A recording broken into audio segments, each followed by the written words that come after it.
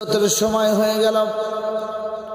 বিশ্বনবী জনাবে মুহাম্মদুর রাসূলুল্লাহ সাল্লাল্লাহু আলাইহি ওয়াসাল্লাম হযরত আলীকে ডেকে বললেন, আলী রে, আমার বাড়ির চতুর্দিকে কাফেররা ঘেরাও করে ফেলেছে।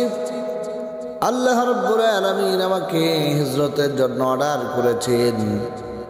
আলী, আমি এখন হিজরতে চলে যাব, তুমি আমার বিছানায় ঘুমিয়ে যাও। হযরত আলী রাদিয়াল্লাহু তাআলা আনহু বলছে, ইয়া রাসূলুল্লাহ, ইয়া হাবিবাল্লাহ, নবীজি আপনি বাড়ির থেকে চলে যাবেন, আমি আপনার বিছানায় আপনার চাদর গায়ে দিয়ে ঘুমিয়ে যাব। আর কাফেররা যদি মনে করে মুহাম্মদ সাল্লাল্লাহু আলাইহি ওয়াসাল্লাম ঘুমিয়ে আছে, এই মনে করে যদি আমাকে তরবারে আঘাত করে দুনিয়ার থেকে বিদায় করে দেয়, আমার জীবনের বিনিময়ে বিশ্বনবী মুহাম্মদুর রাসূলুল্লাহ সাল্লাল্লাহু আলাইহি ওয়াসাল্লাম বেঁচে যাবে। এটা আমার চাইতে ভালো সম্পদ আর কিছুই নয়। আমার ভাইয়ারা, এবার নবীজি সাল্লাল্লাহু আলাইহি ওয়াসাল্লাম বাড়ি থেকে বের হলেন। বের হয়ে চতুর্দিকে কাফেররা ঘেরাও করে ফেলেছে বাড়িটি। আল্লাহ পাক রব্বুল আলামিন বললেন, নবীজি আপনি এক মুঠো বালি আপনার মুষ্টিবদ্ধ করুন, আর এর মধ্যে আপনি ফু দিন, আর এটা চতুর্দিক দিয়ে ছড়ায় দিন।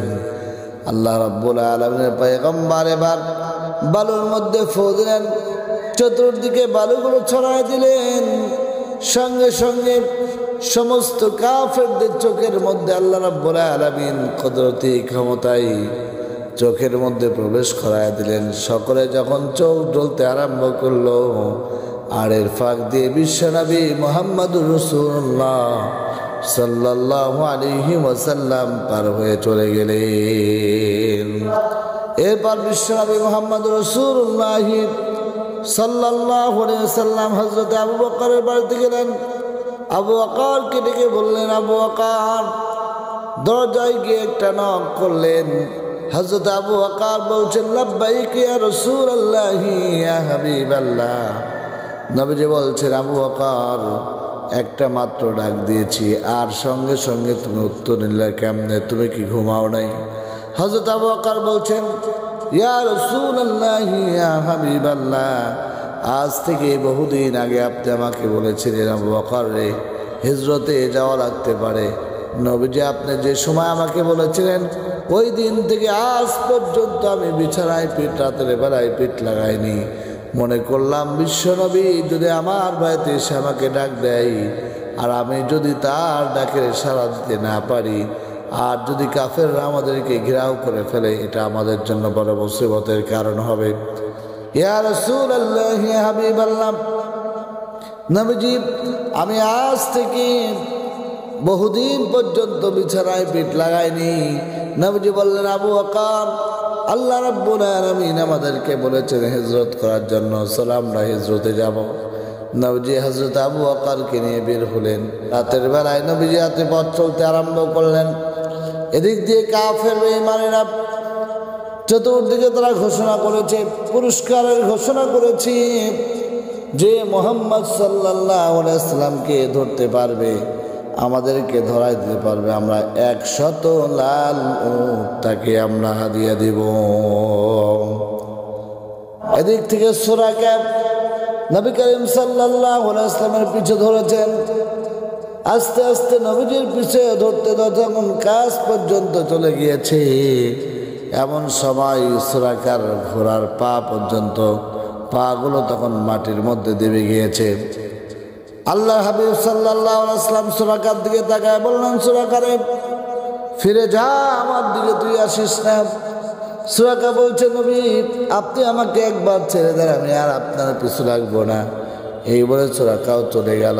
সুরাকা ওঠার পর আবার যখন পেছন দিকে ফিরে, কিন্তু তার মনের মধ্যে একটা লোভ, যে আমি 100 লাল উটের মালিক হব। এই জন্য তিনি আবারও নবীজির পিছনে রাখতে আরম্ভ করলেন। আমার ভাইয়ারা, আস্তে আস্তে আবার যখন নবীজির কাছে অতিক্রম করতে লাগলেন, এক পর্যায়ে সুরাকার বাহনের হাঁটু পর্যন্ত গেড়ে গেল। এবার সুরাকা ডাক দিয়ে বলছে, মুহাম্মদ সাল্লাল্লাহু আলাইহি ওয়াসাল্লাম আমাকে আর একবার বাঁচায় দাও, আর তোমার পিছে লাগবো না। এক পর্যায়ে আবার নবীজি বললেন, যা তোকে ছেড়ে দেওয়া হলো।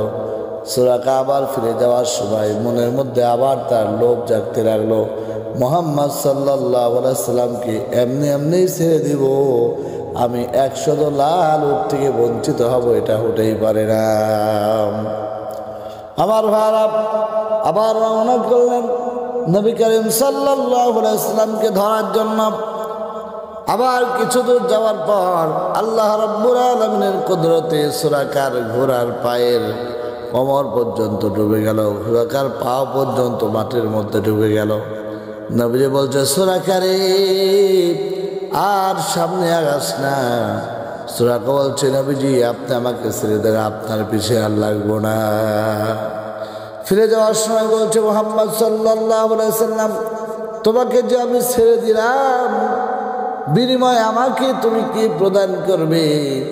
নবীজি মুস্কি হাসি দিয়ে বললেন, সুরাকারে যা, তোকে রোম পারস্যের বাদশাহের মুকুট তোকে পরানো হবে। সুরাকা আশ্চর্য মনে করলেন, হাসি তামাশা করলেন যে মুহাম্মদ সাল্লাল্লাহু আলাইহি ওয়াসাল্লাম আমাকে কিছু দিবে না, এই জন্য হয়তো আমার সঙ্গে একটা তামাশা করলো।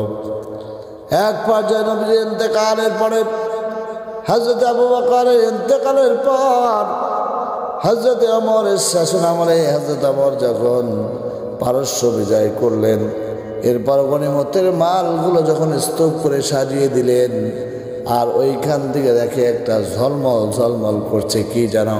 হযরত ওমর বললেন, দেখো এটা কি? গিয়ে দেখে এটা পারস্য সম্রাটের একটি মুকুট। হযরত ওমর বললেন, কই সেই সুরাকাকে ডেকে আনো। সুরাকার চুল দাড়িগুলো সব পেকে গিয়েছে।